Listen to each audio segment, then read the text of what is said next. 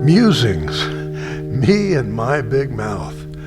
One of the idioms dictionaries defines me and my big mouth as an expression of regret after realizing that one has said something inappropriate, hurtful, or meant to be kept a secret. Have you ever said anything that you should not have said? That happens far more often than we even know. But today's verses alert us to a specific occasion of that flaw. Ecclesiastes 5:1 and 2 say this: "Keep thy foot when thou goest to the house of God, and be more ready to hear than to give the sacrifice of fools. For they consider not that they do evil. Be not rash with thy mouth, and let not thine heart be hasty to utter anything before God. For God is in heaven, and thou art upon earth. Therefore let thy words be few."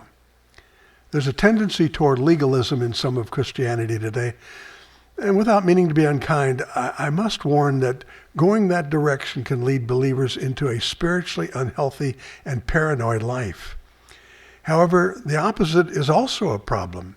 In the interest of enjoying and expressing the freedom that we have in Christ, we might assume that God doesn't care what we do or say, and that we should not place any constraints or limits on our lives. And we really need a balance between those two mindsets.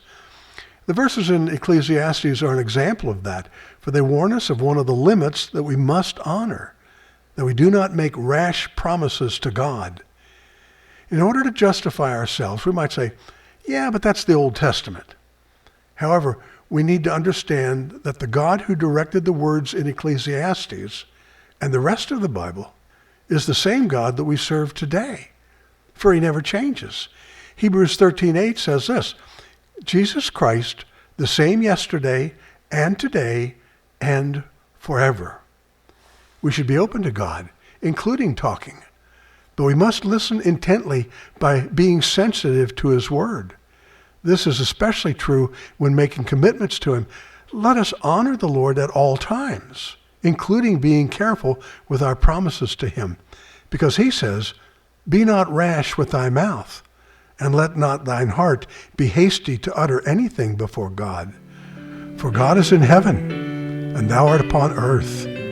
Therefore, let thy words be few."